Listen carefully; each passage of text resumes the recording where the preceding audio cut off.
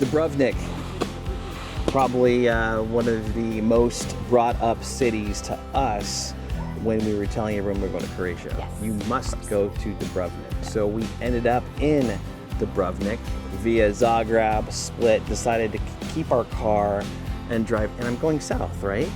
Let me make sure I got the direction right on this one. I'm going south to Dubrovnik. Got rid of our car the next day, dropped it at the local airport, and we loved, not the other places we didn't love, but we loved our location. We loved our apartment in Dubrovnik. It was right in the middle of everything, had a view of the water. It was perfect. It was, yeah, absolutely. View of the sunset every day, walkable into town. It was really well appointed Airbnb. So we'll do, our separate tour of that, check that out. But yeah, I loved that place. That location was great. 20 minutes to the old city. It's all about the walls of Dubrovnik and pretty much encircles the entire old city. And I wrote down some numbers, 6,360 feet of wall, and it's at its highest point, it's 82 feet.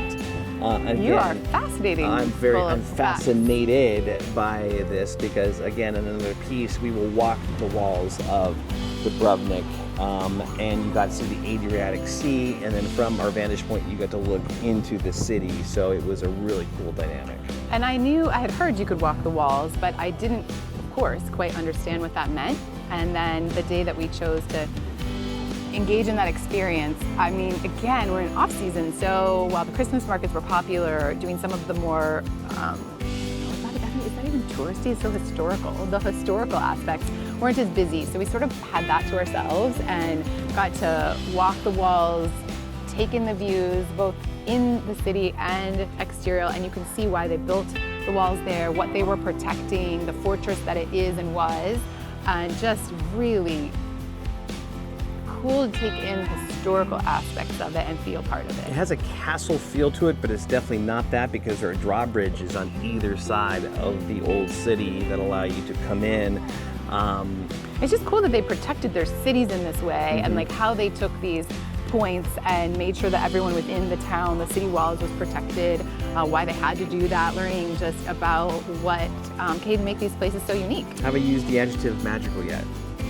Not for this particular description, so I'm going to use it for the first time. As you walk into the old city at night, it is again magical. Enchanting. It is lights, fountains, the high walls, the old shops and the restaurants.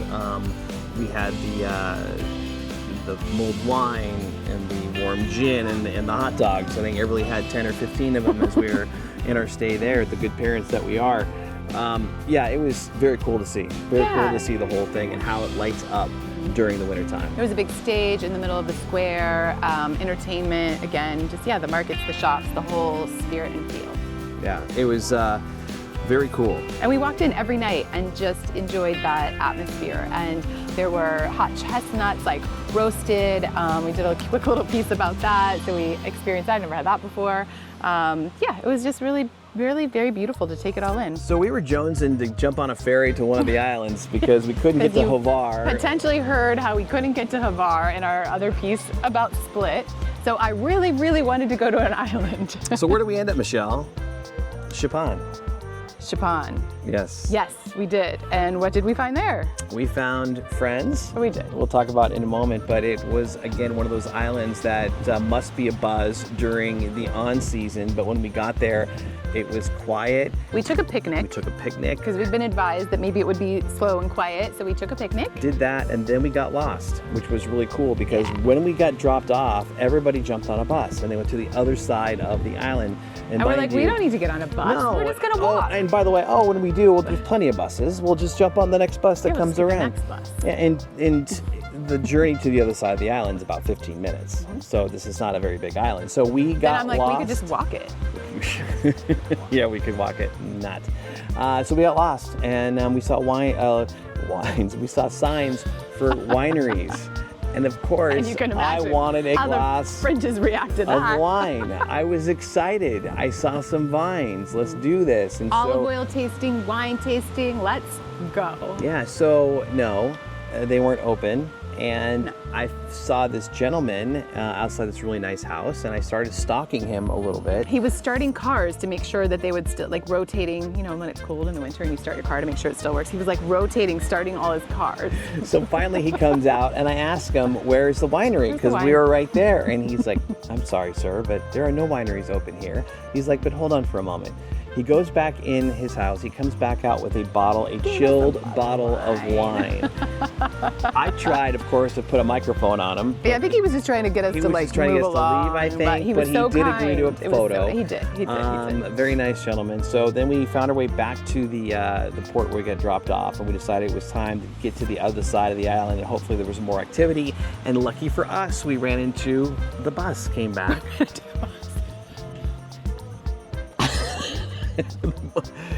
We were at a bus stop, and a bus eventually came. It did. We weren't sure. We weren't sure, but we followed this guy who had just closed up his shop, and he was like, yeah, there's going to be a bus. Yeah, a bus in 2 minutes, and so we lucked out there. So we jump on the bus, get to the other side of the island. I got to see some more vines and some wildlife, some animals as we got over there. It was a pretty drive, yeah. And then we ended up on the other side of Chopin, and it was quiet again. We saw all the people that were on our ferry. They were congregating in front of a mini mart that was out there. These markets are everywhere. Studenak markets, which there are markets by our apartment. There was these Studenak markets. They have several. It's almost like a Starbucks. I mean, a frequency of a Starbucks. On every corner, there's a Studenak. It seems like so. There was one there, and we decided we were thirsty, so we got a beverage. And of course, you could just go outside and pop open your beer and sit outside and have a drink. Yeah, we're like, can we open these here? And she's like, go outside. And there's just like a bottle opener hanging by the post of the store, and then you can just sit there and watch the boats come in and out, or just be docked. And sit there with cats too. There's lots of cats. Lots of cats again. And our person that was helping us at this market, her name was Mary, and there was something about Mary. We could certainly tell that. So we decided, you know what, we got to talk to Mary, and so she was kind enough to let us throw a microphone. Always looking for a good story, aren't we? Always looking for a good story. Always, and she was very nice. So we put a microphone on her, and she was fascinating. Only had been on this particular island for about a year, and then she just told us that she was making her way to the United States. So more on that. We talked to her. We have a feature on Mary. So enjoy that. She was absolutely wonderful. And then we took the ferry back, and really, again, these evenings in Dubrovnik were about walking into town and seeing the lights and experiencing just a feel of the season. And we should mention, along our walk, it was really cool. There was a Locks of Love gated wall, which we really love the Locks of Love, and everybody likes reading them and looking at them. So we would enjoy passing that. And then it was like this narrow street, and these buses, it's a bus street, like cars can't go on it. It's a bus street. And so the first time we walked it, we were like, oh, the buses come really, really close. And then the sidewalk gets more narrow and more narrow and more narrow.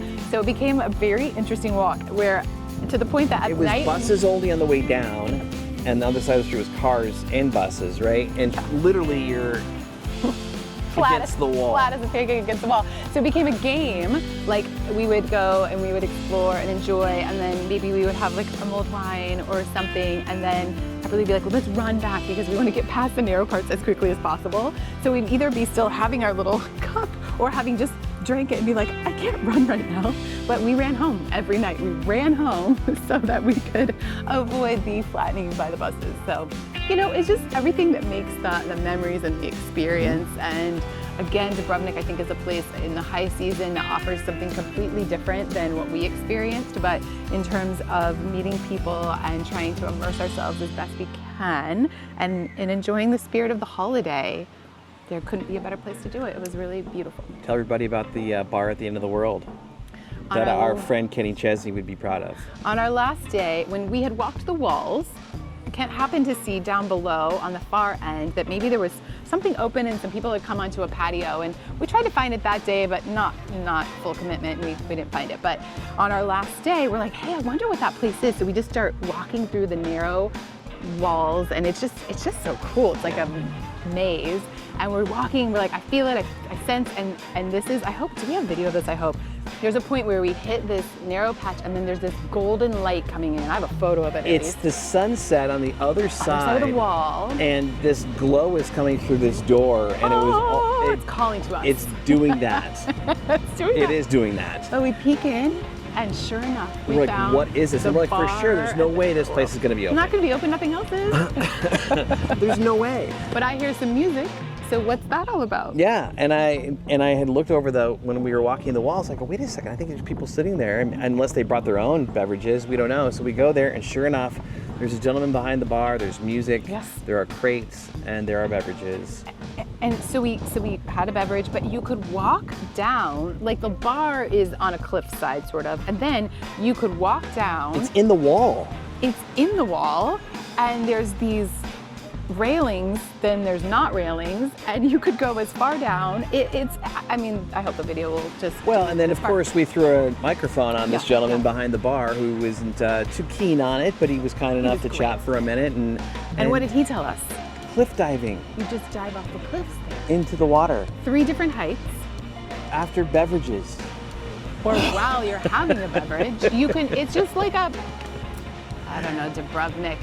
You're crazy. Dubrovnik was awesome. It's It had it all. It crazy. really I had it know. all. And Anyway, it was a gorgeous bar, a gorgeous setting, a beautiful sunset, and that is definitely where Dubrovnik delivered on like the historic, the walls and the sunsets are Frenchitivity. Yeah. enough said.